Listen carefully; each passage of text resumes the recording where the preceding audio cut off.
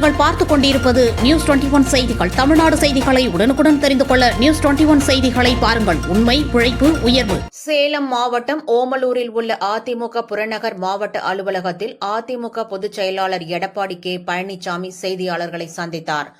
அப்போது அவர் கூறியது, தமிழகத்தில் சிறுமிகள் பாலியல் வன்கொடுமைக்கு ஆளாவது கண்டனத்திற்குரியது. தமிழகத்தில் சட்டம் ஒழுங்கு சீர்கெட்டு உள்ளது. பள்ளியில் சிறுமிகளுக்கு ஆசிரியர்களால் பாலியல் வன்கொடுமை நடப்பது தொடர்கதையாக உள்ளது. கிருஷ்ணகிரியில் 3 ஆசிரியர்கள் பள்ளி மாணவிக்கு பாலியல் தொல்லை கொடுத்துள்ளனர். உண்மையிலேயே அதிர்ச்சி அளிக்கிறது. கடலூர் மாவட்டம் நெல்லிக்குப்பத்தில் மாணவி மர்மமாக உயிரிழந்துள்ளார். மணப்பாறையில் 2 மாணவிகளுக்கு பள்ளி நிர்வாகிகள் பாலியல் தொல்லை கொடுத்துள்ளனர். வேலூரில் ஓடும் ரயிலில் கர்ப்பிணி பெண் தாக்கப்பட்டுள்ளார். அந்த பெண்ணுக்கு கருச்சிதைவு ஏற்பட்டதாக செய்தி வெளியாகியுள்ளது. தமிழக காவல்துறை உயர் பதவியில் உள்ள ஏடிஜிபியே தன் உயிருக்கு பாதுகாப்பு இல்லை என்று கூறிய செய்தி மிகுந்த அதிர்ச்சி ஏற்படுத்தியுள்ளது.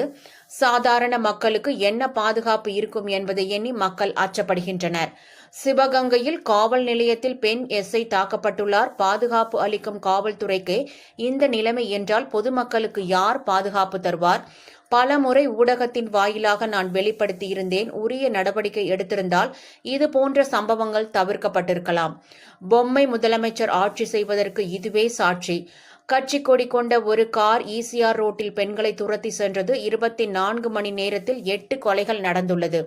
இந்த தேர்தல் மூலம் இந்தியா கூட்டணி உள்ளதா இல்லையா என்ற சந்தேகம் வருகிறது. மிக மோசமான நிலைக்கு காங்கிரஸ் தள்ளப்பட்டுள்ளது. இங்கு உள்ளவர்கள்தான் இந்தியா கூட்டணியை தூக்கி பிடித்துக் கொண்டிருக்கின்றனர். மற்ற மாநிலங்களில் இந்திய கூட்டணி நாடாளுமன்றத்திற்கு தான் பொருந்தும், சட்டமன்றத்திற்கு அல்ல என்று தெரிவித்துள்ளனர். ஈரோடு இடைத்தேர்தல் வெற்றி போலி வெற்றி. அதிமுகவினர் ஓட்டு கள்ள ஓட்டாக பதிவு செய்யப்பட்டுள்ளது. 2026 சட்டமன்ற தேர்தலுக்கு முன் அதிமுக தலைமையில் பலமான கூட்டணி அமையும். தேர்தல் நேரத்தில் வெளியிடுவோம். இன்னும் நாட்கள் உள்ளன. 6 மாதங்கள் கடந்தால்தான் கூட்டணி வடிவம் பெறும். எங்களுக்கு எதிரி திமுக தான். எதிரியை வீழ்த்த வேண்டும் என்பதற்காக பலமான கூட்டணியை அமைப்போம். முதலமைச்சர் ஸ்டாலின் 525 அறிவிப்புகள் கொடுத்தார். அதில் எவ்வளவு அறிவிப்புகள் நிறைவேற்றியுள்ளார்? திருநெல்வேலிக்கு சென்று அல்வா சாப்பிட்டு தமிழக மக்கள் அனைவருக்கும் அல்வா கொடுத்துவிட்டார். திமுக ஆட்சிக்கு வந்தவுடன் கடன் கட்டுப்படுத்தப்படும், கடன் படிப்படியாக குறைக்கப்படும், நிதி மேலாண்மை குழு அமைக்கப்படும் என்றார்கள். ஏன் 3,53,000 கோடி கடன் வாங்கி உள்ளனர் என்று கேள்வி எழுப்பினார். நியூஸ் 21 செய்திகளுக்காக ஓமலூர் செய்தியாளர் சித்தையன். வழியில் இருக்கின்ற நிர்வாகிகள் பாலியல் தொந்தரவு கொடுத்துள்ளார்கள். எல்லா ஊடகத்திலும் பத்திரிகையிலும் அதிர்ச்சி உள்ள செய்தி. வேலூரில் ஓடும் ரயிலில் ஒரு கர்ப்பிணி பெண்ணை தாக்கி தள்ளிவிட்டதில் அந்த பெண் கடுமையாக பாதிக்கப்பட்டு மருத்துவமனையில் சேர்க்கப்பட்டு இன்றைய ஊடகத்தில் செய்தி வெளியிட்டுள்ளன. அந்த பெண்மணிக்கு கருச்சிதைவு ஏற்பட்டதாக செய்தி வெளியாகியுள்ளது. உண்மையிலேயே மிகுந்த வேதனைக்குரிய. தமிழக காவல்துறையில் உயர் பதவியில் இருக்கின்ற ஒரு ஏடிஜிபி அவர்களே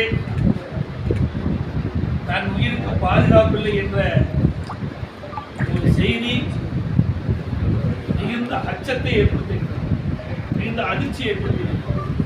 ஒரு ஏடிஜிபி அவர்களே இப்படிப்பட்ட அறிக்கை வெளியிடுகின்ற பொழுது, தகவல் ஊடகத்தின் வாயிலாக பத்திரிகையின் வாயிலாக வெளியிடுகின்ற பொழுது சாதாரண மக்களுக்கு என்ன பாதுகாப்பு இருக்கும் என்பதை மக்கள் அச்சப்படுகின்றார்கள். அந்த அளவுக்கு ஒரு திறமையற்ற அரசாங்கம் இன்றைக்கு செயல்பட்டுக் கொண்டிருப்பது வேதனை இருக்கிறது. சிவகங்கையில் ஒரு காவல் நிலையத்தில் பெண் எஸ்ஐயை தாக்கப்படுகின்றார். காவல் நிலையத்தில் நமக்கு பாதுகாப்பு கொடுக்கக்கூடிய காவல்துறைக்கு இந்த நிலை என்றால் பொதுமக்களுக்கு யார் பாதுகாப்பு?